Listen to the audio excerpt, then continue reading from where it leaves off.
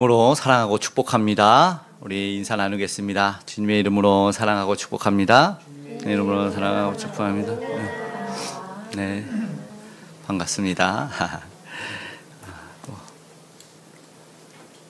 언짢은 일은 없는 거죠? 밝게 기쁨으로 주님을 만나는 기쁨은 사실상 우리가 이루 말할 수가 없죠. 그날을 사실은 소망하는 거예요. 계시록에 주님 만나는 그 나라에는 눈물도 슬픔도 없어요. 가람도 주림도 없고 그 어느 것도 그냥 최고 그냥 그 자체죠. 표현할 수가 없는 그 나라입니다. 그 나라를 소망합니다. 그런데 그래서 우리가 주님을 만난 나라를 우리가 믿음으로 이제 주님 만난 그 기쁨을 우리가 서로 나누고 인사하고 교제하면서 이루어가고 있죠. 진짜 이루어가고 있는 거예요? 예, 이루어가죠. 가정에서도 우리가 속한 공동체에서도.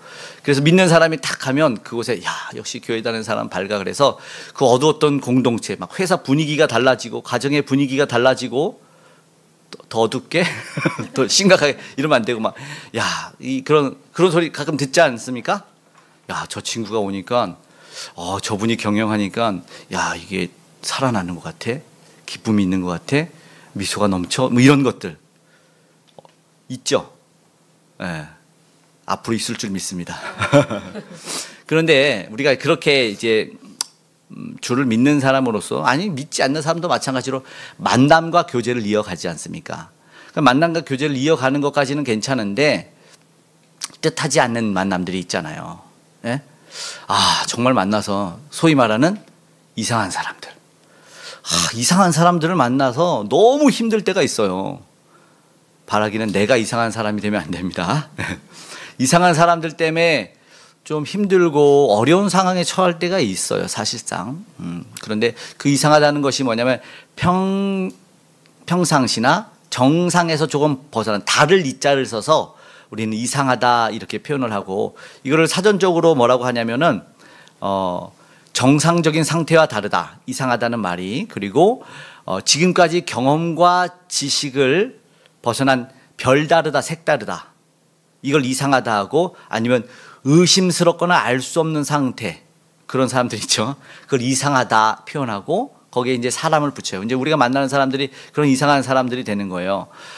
그런데 이제 이 설명과 사전적 정의에서 빠져 있지만 우리가 공통적으로 인정하는 것이 뭐냐면 그 기준이 우리에게 달려 있다는 거죠. 평가가 뭐 헌법에 기준하여 이상하다 이렇게는 말하지 않잖아요. 그러니까는 자기 판단 기준과 내 경험에 의해서 우리는 저 사람 좀 이상한데 이렇게 얘기를 하는 거죠. 그게 이제 일단 전제가 되는 거예요. 공동체나 개인에 의해서 판단을 하고 판단을 받는다라는 것이죠. 그것이 이상의 기준이에요. 우스개로 이제 이해하기 위해서 조금 예화를 들면은 이제 남녀가 이제 교제를 할 때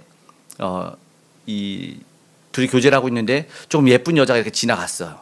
좀 예쁘고 좀 세련된 여자가 딱 지나가면 여자친구가 이제 얘기를 하는 거죠. 어머 좀 이상해. 봤어? 자기 봤어? 좀 이상하지? 딱 가면은 안 이상한데 이러면 큰일 나는 거죠. 이제 끝나는 거고 아닌데 별 이상한 거 없던데 그냥 예쁘기만 하던데 그러면 끝나는 거고 그 분위기를 잘 맞춰야 돼요. 예. 그리고 그 여자친구가 좋아하지 않는 음식점에 들어갔는데 여기 좀 분위기 별론데 그치? 다른 데 가야겠지. 나 괜찮은데? 이러면은 식사 못 하는 거예요, 그날. 그리고 또, 그런 거 있어요. 선배나 직장 상사가 좀 힘들게 여자친구가 이제 누구한테 하소연해요? 남자친구한테 하소연. 직장 선배가 막 상사가 막 이렇게 했어. 그런데 내가 정확하게 왔는데 너도 잘못했어. 이러면 끝나는 겁니다. 그죠? 그 뭐예요? 공감하면서, 야, 그 사람 진짜 이상하네. 이렇게 해줘야지 오래 살고 행복한 거잖아요. 중요한 거는, 그렇다고 달라지지 않잖아요. 그죠? 기준은 뭐냐면 이상한 거. 그게 그 사람과 어쩔 때는 내 상황이 조금 힘들 땐 다 이상해. 안 그래요? 내가 힘들면 다른 사람들 내 맘 아무도 몰라. 우리 아이는 종종 그러더니 아무도 내 맘 몰라. 엄마 아빠도 내 맘 몰라. 이럴 때가 있는데 자기 기준이에요. 그러고 이제 조금 있다가 정신을 좀 차리면 내가 잘못했어. 이렇게 되기도 합니다. 정말 중요한 이야기가 있는데 오늘 본문에도 그 이상한 이야기가 나와요. 이상한 사람들이 등장을 하는데 누가 과연 이상한 사람으로 오늘 우리는 평가를 받고 있을지를 한번 보길 원하는데요. 본문 27절 말씀이에요. 우리 냉정하게 절대적 기준으로 내가 이상한가 누가 이상한가를 한번 우리 함께 27절 말씀 읽어보겠습니다. 시작. 이때 제자들이 돌아와서 예수께서 여자와 말씀하시는 것을 이상히 여겼으나 무엇을 구하시나이까 어찌하여 그와 말씀하시나이까 묻는 자가 없더라. 아멘. 오늘 본문에서 분명히 제자들이 예수님 아니면 그 상황에 대해서 이상하다 여겨요. 뭔가 이상한 상황이 발생한 거예요. 그렇는데 그냥 이게 뭐지? 왜 예수님이 이 사마리아 여인과 사마리아 땅에서 이야기를 하지? 이상하다. 근데 세번역, 표준 세번역으로 보면은 조금 더 뭔가 구체적이다고 해야 될까? 한 번 더 강조하는 것 같은 느낌이 드는데요. 표준 세번역 말씀을 함께 읽어보겠습니다. 시작. 이때 제자들이 돌아와서 예수께서 그 여자와 말씀을 나누시는 것을 보고 놀랐다.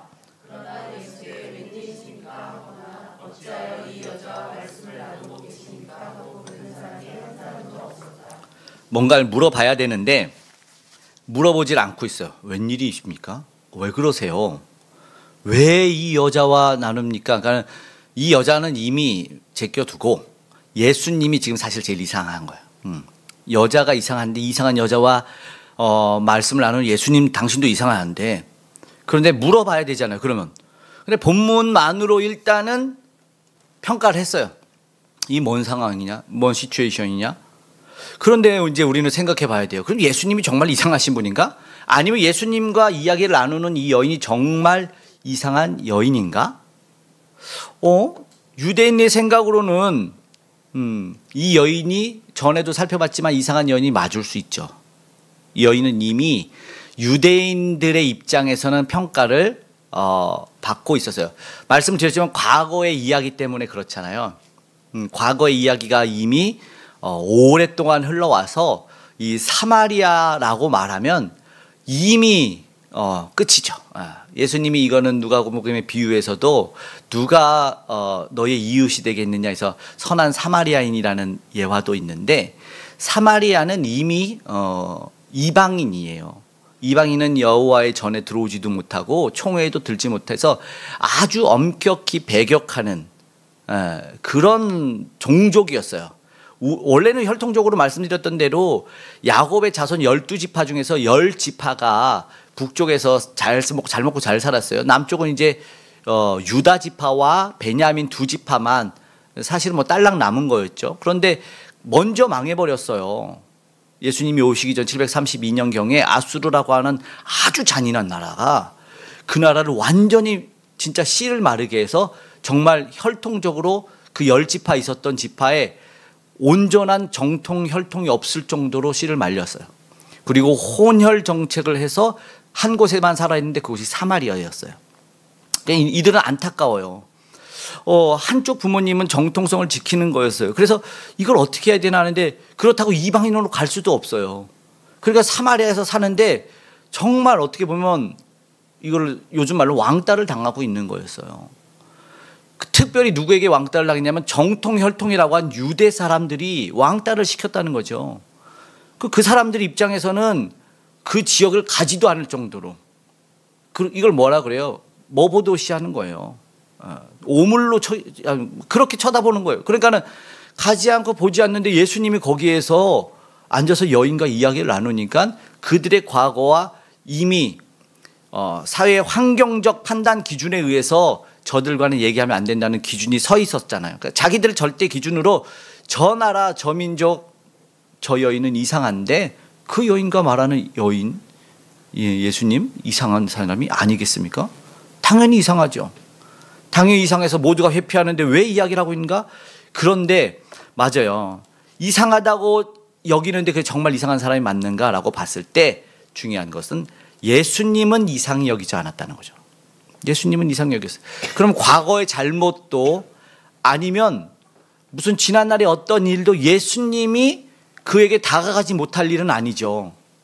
우리가 잘 아는 대로 예수님에게 나아가서 복음을 들었다고 해서, 아니면 예수님에게 의해서 치료를 받았다고 해서, 은혜를 받았다고 해서 그 사람이 이상한 사람이라고 말하는 사람은 없잖아요.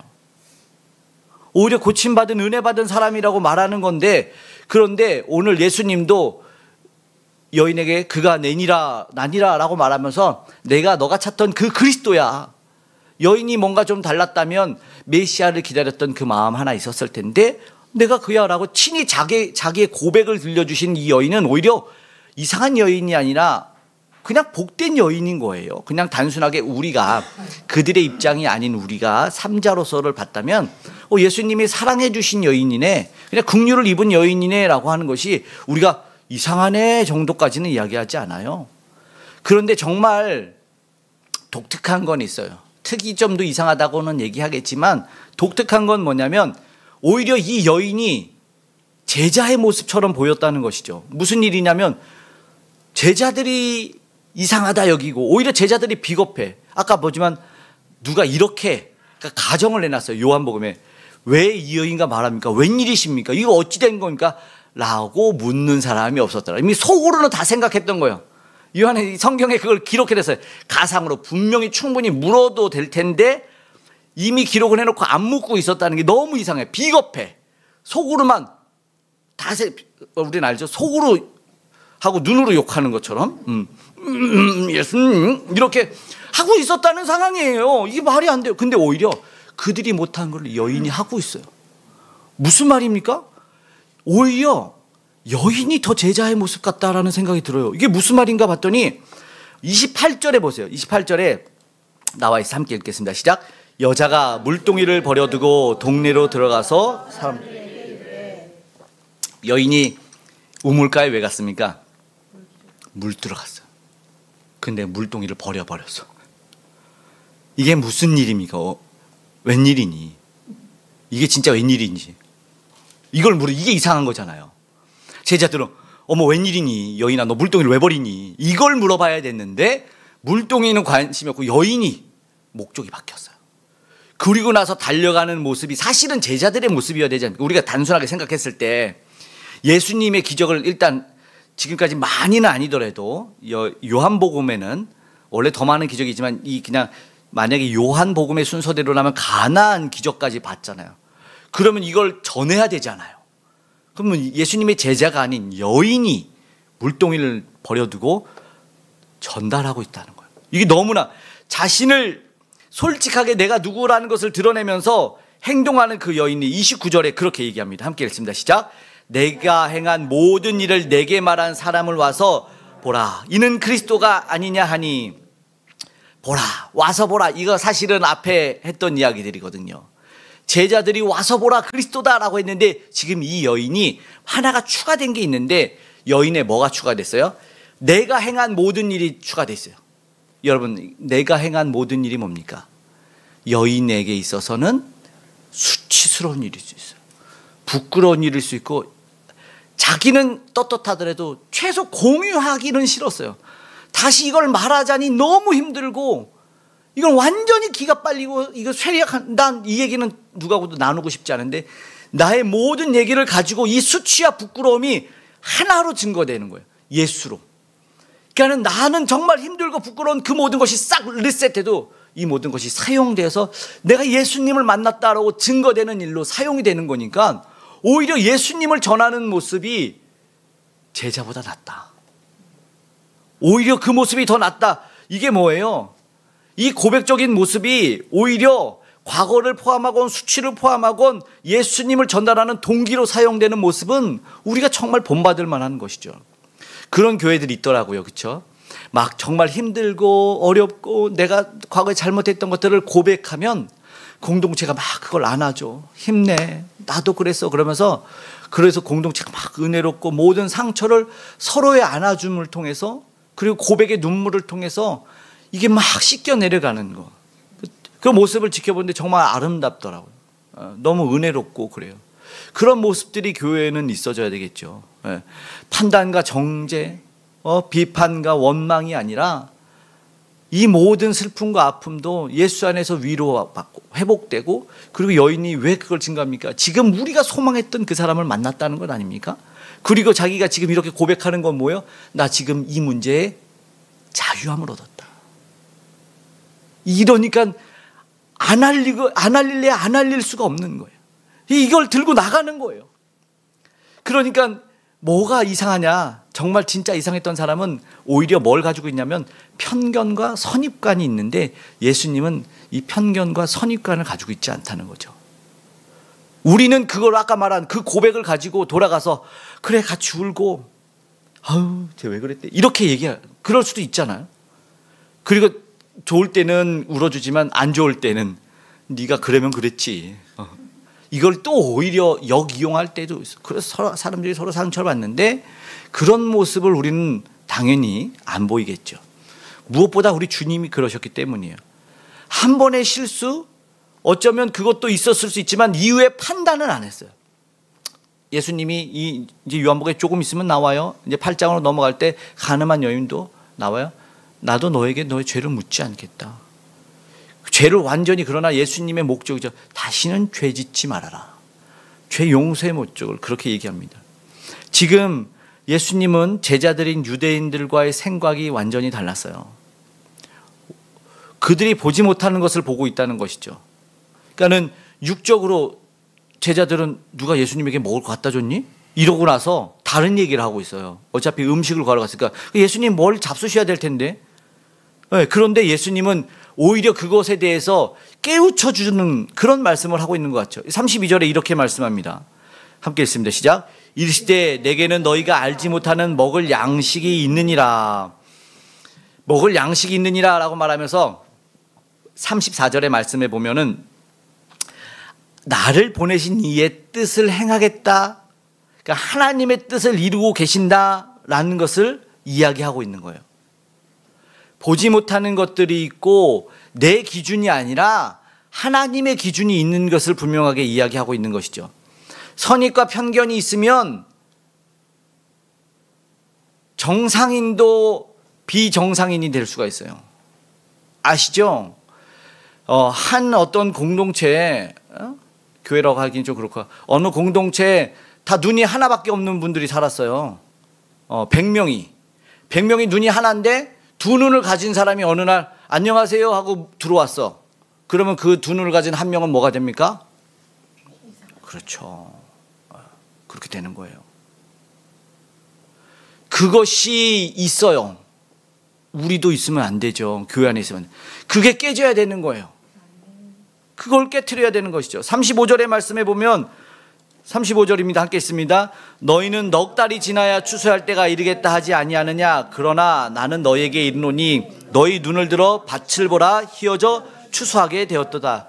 주님은요, 눈을 들어서 다시 한번 본질을 보기를 원합니다. 그리고 어느 때인지를 분별하기를 원하셨어요. 세상 이치는 너희들이 막 판단하고 아는 체 하잖아요. 그리고 뭐 내가 무언가를 너에 대해서 평가하고 이야기하는 것 같아요. 그러나 예수님은 눈을 들어 보라고 합니다. 시선이, 가치관이 달라져야 되기 때문에 그래요. 내가 이상하다고 여기는 사람, 과연 우리 주님도 이상하다고 할까요? 이건 선입견과 편견이 아니어야 돼요. 예수님은요, 오히려 말씀하시는 거예요. 제자들에게 38절은 읽진 않지만 너희들도 거기에 참여하자라는 거예요. 너희들도 같이 갔으면 좋겠다라는 거예요. 그럼 예수님은 이상함을 보는 여인에게서 무엇을 보고 계셨어요? 예수님은요, 아까 말한 것처럼 구원을 보고 계셨다는 거죠. 그들이 보지 못하는 영혼을 바라보는 모습이 있었다는 것입니다. 사실 그래서 39절부터는 그 이야기를 하고 있는 거예요. 그러면 이 여인에게 가서 도대체 이 여인이 무슨 일을 할까? 39절 함께 읽어볼까요? 읽겠습니다. 시작. 여자의 말이 내가 행한 모든 것을 그가 내게 말하였다 증언하므로 그 동네 중에 많은 사마리아인이 예수를 믿는지라. 아멘. 예수 그리스도를 믿게 되는 놀라운 일이 일어난 거예요. 이걸 본 거죠. 여인의 증언으로 말미암아 이 여인이 이런 일을 할 것을 보셨다는 거죠. 아까 보셨죠? 희어져서 추수할 때가 이르렀는데 아무도 안 가는데 오히려 여인은 달려가고 있었어요. 제자들은 못 가고 이상한데 내가 저긴 안 가. 내가 저긴 안 가. 근데 아까 추수할 때가 곡식이 무르익었다는 건 뭐예요? 그 갈급함에 메시아를 기다리고 열망하고 있었다는 거예요. 그들은 메시아를 기다리고 열망하면 누가 나에게 복음을 전해줄까? 누가 와서 예수를 전해줄까라고 이야기를 갈망하고 있는데 제자들은 안 가. 못 가. 그들은 이상하니까. 이러고 있었는데 여인은 달려갔어요. 그리고 증언으로 말미암아 완전히 사실은 그냥 보면 어리숙한 제자들 그리고 여인과 비교하는 거죠. 이 제자들은 여인에게 이상한 여인이라고 하지만 지금 이 여인이 허울만 있는 제자들이 이상한 거를 보여주고 있는 것이죠. 그러면서 사실은 우리한테 얘기하는 거 아니겠습니까? 너희는 어디에 있는 이들이니? 누가 이상하다고 말하니? 너희는 지금 누구에게 이상하다고 이야기하고 있니? 라는 것이죠. 지금 우리는 주님이 우리에게 이야기하는 것을 잘 들어야 됩니다. 정말 누가 이상할까? 사마리아로 가신 목적을 보게 됩니다. 그렇죠? 사마리아로 가신 목적을 보게 돼요. 39절 이 여인으로 말미암아 나중에는 예수님을 묻게 하고 놀라운 예수님의 말씀이 전달되니까 42절에는 제가 읽겠습니다. 그 여자에게 말하되 이제 사람들이 말해요. 여자에게 말하되 우리가 믿는 것은 내 말로 말미암아 아니야. 우리가 친히 듣고 그가 참으로 세상의 구주인 줄 알미라 하였더라. 이런 놀라운 고백이 지금 얼굴도 이름도 모르는 이상한 사마리아 사람들이 고백하고 있었다는 것입니다. 지금 여인을 넘어서서 친히 예수님을 만나게 되는 놀라운 일이 이상한 사람들의 입술에서 고백되어지고 있어요. 예수님을 만나는 것, 예수님을 만나게 하는 것 결코 이상한 일이 아닙니다. 뭐가 이상합니까? 예수님을 못 만나게 하는 것, 오히려 우리의 삶 속에 예수님이 없는 삶을 사는 게 이상한 거죠. 교회 다니는 삶이 피곤해. 예수님 믿는 게 이상해, 힘들어. 이게 이상한 거예요. 오늘 우리는 오히려 지금 예수님을 모르면 이상해진다는 지금 이상한 결과를 지금 보게 되는 거예요. 예수님이 사마리아로 가신 건 우리 봐야 돼요. 예수님은요, 하나님의 일을 보고 계셨고 구원을 보고 계셨고 아무에게도 전달하지 않는 이들에게 복음을 전하는 일이 일어나요. 결국에 나중에 제자들이 나중에 갑니다. 이제 성령 받고 사도행전에 가게 되죠. 이상한 거예요. 그런데 이제 생각해요. 정말 이상한 사람이 누구일까? 하나님은 모두에게 비를 내리시죠. 오늘도 우리 집사님 햇빛이 뜨겁다고 하나님 모두에게 따스한 햇빛을 내려주시죠. 그런데 우리 교회만 비를 내리고 햇빛을 내려줘야 될까요? 하나님 보셨죠? 절에는요 천둥 쳐주세요. 이렇게 해요? 아니죠. 하나님 날씨가 너무 좋습니다. 저기는 태풍이 몰아치고요. 이래야 돼요? 하는 이게 정상인가요? 마음속에는 그러나 그와 같은 마음들이 있을 수 있어요. 그러니까 하나님 난 이렇게 열심히 믿는데 하나님 이렇게 봉사하고 이러는데 하나님 이건 아니잖아요. 제자들만 구원받아야 되나? 열심히 한 3년 따라다니는 사람만 구원받아야 되나? 그러면 지금 주님과 함께 낙원에 있을 그 강도 데리고 오셔요. 아무것도 안 하고 그냥 천국 갔으니까. 됐고요. 주님 억울합니다. 이렇게. 이상하죠? 우리는 이상해요. 여전히 우리는 그 말한 자신의 판단으로 이상 여부를 평가하고 있어요. 누구에게 전도할까? 우리 이웃 초청장 지니까 동기부여를 조금 하고 싶은 거예요. 누구를 데리고 오시고 아무나 데려와도 되고 그냥 안 데려오셔도 돼요. 진심이 안 느껴졌으면 좋겠고. 그런데 우리가 이제 전도하고 전도지를 나누잖아요. 그냥 예수님 한번 믿고 그냥 그 글을 읽고 기도하는 마음으로 여기서 이렇게 예수님을 한번 믿어볼까? 이런 경우가 진짜 만에 하나 천만에 하나 생기긴 생겨요. 물론 우리 관계 전도가 더 확률이 높다고 하죠. 내가 그 삶을 증거를 잘 한다면. 그래서 어떤 아이가 예수님을 전달하기 위해서 전도를 막 하고 있었어요. 그냥 막 신나죠. 아이들은 자기가 뭐 주는 것 같으니까 전도지도 주고 물티슈도 주고 뭐 어떨 땐 깡냉이도 주고 건빵도 주고 막 하는데 아이가 막 주는데 어떻게 되게 순진하게 생긴 아저씨가 말끔하게 차려입고 이렇게 오는 거에서 그 꼬마애가 내가 전할 거야 그래서 막 이렇게 건빨 가자가 저기요 이렇게 전도지를 딱 이렇게 주려고 이제 딱 하는데 아저씨가 이제 안에서 담배를 딱 꺼내니까 이거 뒷걸음 치면서 되돌아왔대요. 그런데 담배를 꺼냈다고 해서 그분이 전도지를 못 받아야 될까요? 받아야 될까요? 정답은 더 받아야 된다. 더 받아야 되죠. 예수 교회 안 다닐 확률이 높으니까. 그렇잖아요. 오히려 그러면 누구에게 복음을, 우리 기준이 아니라 복음을 들어야 될 사람들이 있다는 거예요. 복음이 전달되지 못한 이들이 있다는 거죠. 그 복음이 전달되지 못한 곳에 오늘 우리가 복음을 전달하는 것이 우리의 사명이라는 거예요. 그게 기준이지 나한테 잘했고 잘못했고 아니면 저들은 너무 이방인들이어서 너무 가난한 민족이어서 이래서가 아니에요.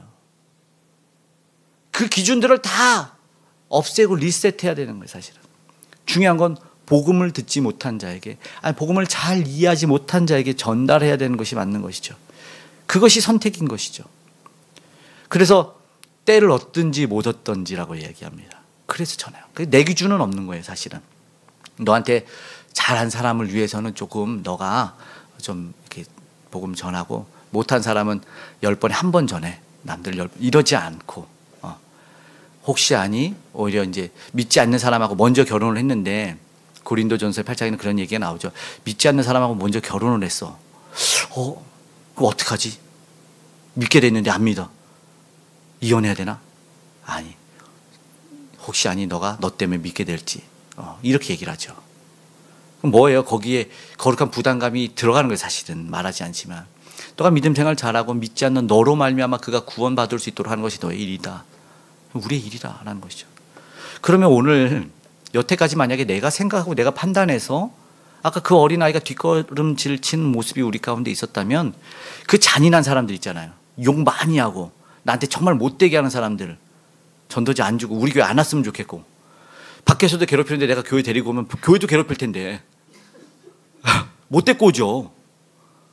그러면 오늘 우리가, 제 말로 안 할게요, 주님이 볼 때 그 사람, 오늘 우리가 이상한 사람일 수 있어요.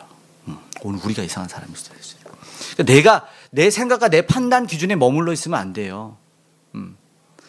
오히려 예수님과 멀리 있는, 떨어져 있는, 오늘 구원자를 알려줘야 되는데, 그러면 오늘 우리가 내가 먼저 주님 곁에 머물러 가고, 주님과 이 여인이 대화한 것이 정말 그것이 해결의 길이었다면, 우리가 주님 앞에 머물기를, 주님 앞으로 나아가기를, 최소한 주님에게는 물을 수 있어야 되잖아요. 어쩌면 우리가 그도 안 하고, 그 최소한의 그 노력도 안 하고 우리가 판단하면 안 되는 것이죠. 그러니까 주님에게 가서 머물고 주님에게 최소한 물어봐라. 이것이 우리가 이상한 사람을 벗어나는 일일 수 있다는 거예요. 주님이 무슨 말씀하셨어요? 주님이 무슨 행동을 보여주셨죠? 주님의 눈과 귀는 주님이 어디에 두고 계셨죠? 여기에 우리는 머물러 있어야 되는 거예요. 어떤 아저씨가 아들과 함께 있는데, 아들이 너무 이제 좀 집이 어려워지니까 아버지 장사라도 하려면 뭘 해야 될 것 같은데, 야 그러면 저 차를 팔아야 되나? 저 차를 가지고 중고 매매상에 가서 얼마인지 알아보고 와라 그랬더니, 딱 그 차를 가져가서 아들이 알아본 거야. 아버지 저 차 50만 원 준다는데요? 리어카드 못 사겠어요. 그런 거예요. 그래 안 되겠네. 헤이딜러를 가라. 요즘 헤이딜러가 아주 과거를 잘 평가해 준다더라. 헤이딜러를 가지고 왔어요. 했더니 아버지 57만 원 준답니다. 어떡하죠? 리어카 바퀴나 하나 달릴 것 같은데 안 되겠네. 그럼 어떡하지? 아빠가 그래 그러면 저기 골동품 가게 한번 가볼래? 알았어요. 순종해서 가세요. 아버지 저 고물차가요 5억이랍니다. 리미티드 에디션. 과거에 3대 나왔는데 유일하게 한 대가 우리 거라며 5억에 사겠다는데, 가치를 알아보든, 우리가 뭐하냐, 우리가 모르면 정말 볼 수 있는 분에게 가야죠. 평가받아야죠. 사실 우리도 그런 거 아니었네? 우리의 기준으로 보면 우리가 무슨 어떤 가치가 있습니까? 아무것도 없죠. 있어요? 스스로 있다고 하고, 우리의 가치를 알아보준 분이 우리를 불렀잖아요. 그렇죠? 대견 대견. 우리를 알아봐 주셨어요. 그래 불러 주셨어요. 우리는 대단하다고 여기면서 우리를 알아봐 주었으니까 아 주님이 또 저를 알아봐서 구원해 주시고 역시 주님은 눈 좋으셔 이렇게 하는데 우리는 우리가 판단해서 저 사람은 아닐 거야. 만약에 우리가 정말 그 판단의 기준이 못하면 예수님에게 여쭤봐야지. 예수님은 그걸 우리에게 사실 맡기셨어요. 분별해라. 그리고 너가 정말 그것이 최고의 가치라고 여겨진다면 네가 만약에 집 팔고 냉장고 팔아서 그 밭을 살걸? 거기에 보화가 감춰져 있으니까. 예수님 사실은 그렇게 말씀했다는 거죠. 아직은 왜 못 팔아요? 가치를 발견하지 못했으니까. 진품 명품에 감정가에게 들고 나가야 되는 거예요. 우리가 그걸 못하고 있었던 것이죠. 근데 예수님은 보여주는 거 있어요, 지금. 뭐가 진짜일까? 뭐가 진품인지 뭐가 명품인지 예수님은 지금 보여주고 있어요. 근데 우리는 이미 우리의 생각 속에서 머물러서 아니다라고. 주님은 주님을 믿지 않는 백성들이 누구나 다 구원받기를 원하십니다. 모든 영혼이 가장 소중한 가치가 있다고 여겨주십니다. 죄를 많이 지었건 덜 지었건으로 평가하지 않으세요. 가장 소중하게 여겨주시고 소중하게 여겨주실 분에게 그분을 드리는 거고 나를 받아주신 것처럼 그래야 된다는 것이죠. 우리는 뭐예요? 여전히 내가 알지 못하는 그 선입견 속에서 살아가고 있다는 거예요. 우리 그걸 차라리 내려놓는 기도를 해야 되지 않겠습니까? 이럴 땐 차라리 지식도 없어지고 경험도 없어졌으면 좋겠어요. 쉽지 않지만 말씀이 비추어서 생각해야 되는 것이죠. 이미 어떤 이들은 사마리아인으로 우리 삶 속에도 정해줄 수가 있어요. 아, 저 사람은 구원받지 못할 사람들. 때로는 가족도 친한 벗도 아니다. 아, 복음은 저 사람 못 들을 거야, 저 사람은. 절대 아니다 라고 이야기한. 내가 사귀어 봤는데 내가 겪어보니까 저 사람은 안 된다. 안 된다. 힘들어도 어쩌면 오늘 주님 안에서 뭐 해야 되냐면 리셋했으면 좋겠어요. 리셋. 내 기준과 생각에서 아니다. 그리고 그렇게 기도했으면 좋겠습니다. 우리는 이걸 뭐라고 하냐면 용서라고 하죠. 저 사람이 나에게 잘못했어도 용서하고 하나님에게 맡기는 것이죠. 그러면 우리는 그걸 과거의 청산이라고도 하는데 우리가 주님에게 나아갈 때 좋았던 건 뭐예요? 이전 것은 지나갔으니 보라 새 것이 되었다 이러면서 좋아했거든요. 그런데 우리는 누군가에게 전도하고 누군가의 복음을 전할 때 이전 것은 그에게 아직 남아있으니 라고 얘기를 하는 거죠. 그것이에요. 어쩌면 진짜 이상한 사람은 누굴까요? 도전이 됐으면 좋겠어요. 이상한 사람은 주님 안에서 비상하는 사람인 것 같은데 어쩌면 이걸 보면 우리를 깨트리기 위해서 우리 주님은 주님을 자신을 증거하고 있다고 생각합니다. 가장 예수님이 이상하신 분이거든요. 너무 이상해요. 예수님은 이해가 안 돼요. 이상하신 사람이 되셨어요. 하나님이신데요. 사실은 인간이 구원받을 수 있는 인간은 아무도 없었습니다. 그 길이 끊겼거든요. 근데 자신이 거기에 누워서 길이 되어주셨어요. 나를 밟고 가라고. 길이 되어주셨어요. 죄사하기 위해서 십자가에서 피 흘려주신 가장 귀한 제물이 필요하답니다. 흠없는 제물이 필요하답니다. 예수님이 친히 내가 흠없는 제물이 될게. 예수님 가장 이상하신 분이죠. 가장 높은 곳에 있는데 가장 낮은 곳으로 오신 예수님이 가장 이상하신 분이에요, 사실상. 그래서 우리에게 이야기하고 있는 거죠. 우리에게 열어주신 거예요. 어쩌면 우리를 수치를 영광으로 바꿔주신 분이 예수님 아닙니까? 십자가가 진짜 최고의 수치야. 입에 올리기도 어려운 것이었는데 십자가를 보면 우리는 구원을 생각하잖아요. 사실 말도 안 되는 이상한 일이 일어난 거예요. 누구 때문에요? 가장 이상한 예수님 때문에 이런 일이 일어났습니다. 모든 걸 다 비우고 낮아지신 예수님 때문에 멸시 천대받고 매 맞고 피 흘려 죽으신 예수님 때문에 예수님이 어디에 오셨어요? 이해 안 가는 사마리아보다 더 추악하고 더러운 우리 마음속에 오셨어요. 가장 더럽고 추한 우리 심령에 오셔서 내가 너의 모든 죄를 사해준다. 그 피로 희생으로. 우리한테 얘기하는 거 그러면서 절대 구원받을 수 있는 조건이 하나도 없는 아직도 욕심과 죄악으로 가득한 우리에게 사랑한다 얘기하시는 거죠. 이해되지 않죠. 내가 뭘 했다고. 내가 뭐 잘한 게 있다고 예수님이 우리를 사랑한다고. 그거 들으니까 우리는 쓰러지는 거죠. 왜 벌레 같은 나를 왜 사랑하냐고. 예수님 이상하다고. 그러면서 예수님이 사실은 이러면서 이 제자들한테 혼내켜야 되는데 그러지 않고요. 너 영생에 참여하려고 이런 얘기합니다. 오늘 말씀 보십시오. 영생에. 이해되지 않니? 진짜 이상한 예수님이죠. 혼 안 내고 야 영생에 함께 참여하자 이 얘기를 하고 있다는 것이죠. 너무나 이상하신 분이에요. 이상한 예수님을 우리가 믿고 있잖아요.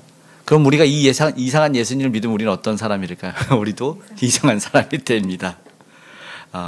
예수님 믿는 삶은 사실은 이상하죠. 그 말은 특이하다고 할게요. 특이해요. 전의 경험과 그 모든 것들이 조금과 달라지는. 저와 여러분은 사실은 그 이상함으로 세상에 복음을 전한다면 정말 놀라운 구원의 역사가 일어날 거라고 생각됩니다. 이상하지만 나중에는 이상하지 않은 거예요. 십자가처럼 변하겠죠. 가장 고귀하고 존귀한 게 돼요. 가장 낮고 비천했던 자가 존귀한 자가 된 것처럼. 그래서 우리는 예수님을 잘 믿는 저와 여러분이 되기를 간절히 소망합니다. 아멘. 이상하지만 비상하는 저와 여러분이 되기를 축복합니다. 아멘. 지난 시간에는 우리가 나의 평생에 가장 복된 일은 내가 예수님을 만나는 것이라 이렇게 찬양했는데요. 오늘은 우리의 삶을 한번 되돌아보면서 가사를 생각하면서 내 평생 살아온 길 우리 고백을 담고 믿음을 담아서 우리 함께 찬양하는 시간 가졌으면 좋겠습니다. 내 평생 살아온 길입니다.